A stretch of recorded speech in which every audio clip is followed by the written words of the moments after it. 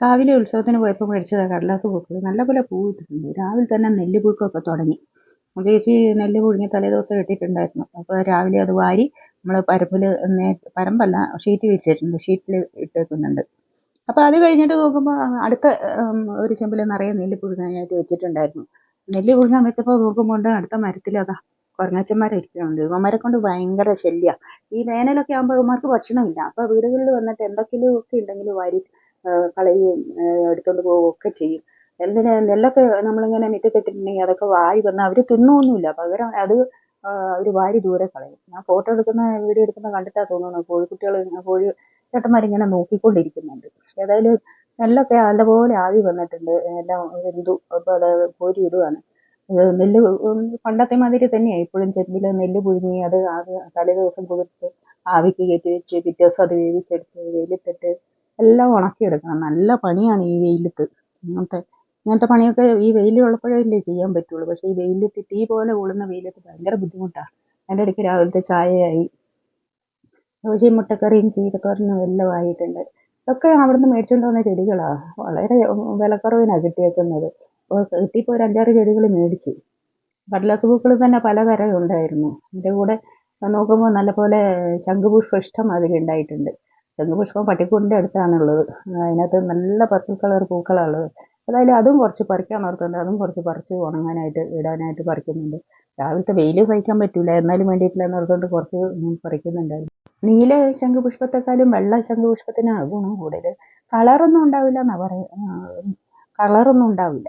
ഈ നീലൊക്കെ ആകുമ്പോൾ നല്ല കളറുണ്ട്, കാണാനായിട്ട് നല്ല ഭംഗിയുണ്ട്, കുടിക്കാനൊക്കെ നമുക്ക് നല്ല ഒരു ഇഷ്ടം തോന്നും. വെള്ളയാകുമ്പോൾ നമ്മൾ സാധാരണ പച്ചവെള്ളം കുടിക്കുന്ന പോലെ തന്നെ പ്ലെയിൻ ആയിരിക്കും. എന്നാലും ഔഷധ ഗുണം കൂടുതൽ വെള്ളയ്ക്കാണെന്നാണ് പറയുന്നത്. ഏതായാലും കുറച്ച് അതും പറിച്ച് വെച്ച് ഉണങ്ങാമെന്ന് വിചാരിച്ചു. വെയിലല്ലേ, വെയിലത്ത് വേഗം ഇട്ടാൽ ഉണങ്ങി കിട്ടും. അതിൻ്റെ കൂടെ മുറ്റം നോക്കുമ്പോൾ നല്ല പൂക്കളൊക്കെ വിരിഞ്ഞ് നിൽക്കുന്നുണ്ട്. വെള്ളത്തിൻ്റെ കുറവ് കൊണ്ടാണ് തോന്നുന്നത്, എല്ലാം വരണ്ട് നിൽക്കുവാണ്. നല്ല കളറുണ്ട്, നല്ല ഭംഗിയുള്ള റോസാപ്പൂക്കളാണ്. പക്ഷേ വെള്ളം ഒഴിക്കാത്തത് കൊണ്ടാണെന്ന് തോന്നുന്നു. വെള്ളം ഒഴിക്കാത്തത് കൊണ്ട് വെള്ളത്തിൻ്റെ കുറവ് കാരണമാണ്. വെള്ളം ഒഴിക്കലൊക്കെ ഉണ്ട്, ഈ വെയിലത്ത് വേഗം ഉണങ്ങിപ്പോകുന്നതാണ്. അതിൻ്റെ കൂടെ ഇതെല്ലാം കൂടി ഞാൻ പറിച്ച് വെക്കുന്നുണ്ട്. കുറേ ക്യാബേജ് ഉണ്ടായിരുന്നു നട്ടത്.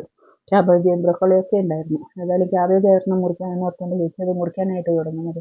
ഒരു ക്യാബേജ് തന്നെ 1-2 കിലോ കാണും. നമുക്ക് ദിവസം ഈ ക്യാബേജ് ഒന്നും തിന്നാൻ പറ്റില്ല. അത് ദിവസം തന്നെ ഒരു ദിവസം തന്നെ കൂട്ടുമ്പോൾ ക്യാബേജൊക്കെ മടുക്കും. അപ്പോൾ എന്താവും, അതിൻ്റെ ആവശ്യമുള്ളവർക്ക് കൊടുക്കും, ഇല്ലെങ്കിൽ അത് ബാക്കി വെട്ടിയിട്ട് മുറിച്ച് കോഴിക്ക് ഇട്ട് കൊടുക്കും. കോഴിക്കൊക്കെ ഈ ക്യാബേജിൻ്റെ ഇല കൊടുത്താൽ നല്ലതാണ്.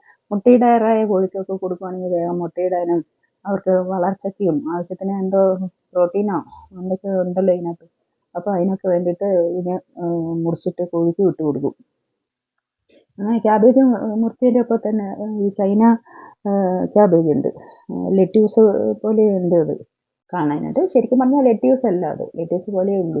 അതും ഒരെണ്ണം മുറിച്ചെടുത്ത്. ഏതായാലും മുറിക്കുകയല്ലേ, എന്നാൽ പിന്നെ ഇരിക്കട്ടെ എന്ന് വിചാരിച്ചു. പറമ്പത്ത് നോക്കുമ്പോൾ പണ്ടത്തെ നമ്മളെ അപ്പൂപ്പൻ തടികൾ ഇഷ്ടമാതിരി പറന്ന് നടക്കുന്നുണ്ട്. അതും ഒന്ന് നോക്കിയപ്പോൾ അതും കുറേ പറന്ന് നടക്കും. ഇപ്പോൾ ഒന്നും കാണാനില്ലാത്ത സംഗതികളാണ് ഇതൊക്കെ. ക്യാബേജ് അത്യാവശ്യം ഒരെണ്ണം തന്നെ ഒരു 2 കിലോൻ്റെ അടുത്തുണ്ടായിരുന്നു.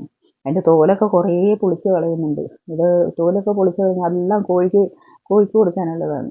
ഇത് നമ്മൾ ഈ ഉള്ളിലത്തെ മാത്രമല്ലേ എടുക്കുന്നുള്ളൂ. കട്ടി ആയതുകൊണ്ട് ഞാൻ എടുത്ത് കട്ടി ചെറുതായിരുന്നു.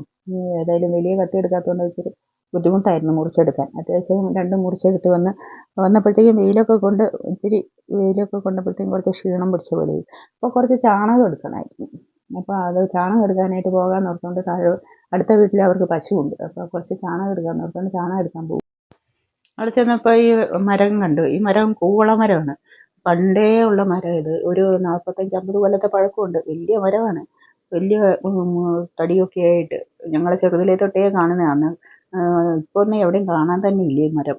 ഇതിൻ്റെ ഇലയിട്ട് നമുക്ക് വെള്ളമൊക്കെ തിളപ്പിച്ച് കുടിക്കാം. ഔഷധ ഗുണം ഒരുപാടുണ്ടെന്നാണ് പറയുന്നത്. ഇപ്പോൾ എവിടെയും കാണാത്തതുകൊണ്ട് ഇവരുടെ വീട്ടിലുണ്ട് അത്. ഏതായാലും എല്ലാവരും വീഡിയോ കാണണം. ഇഷ്ടപ്പെട്ടെങ്കിൽ ലൈക്ക് ചെയ്യുക.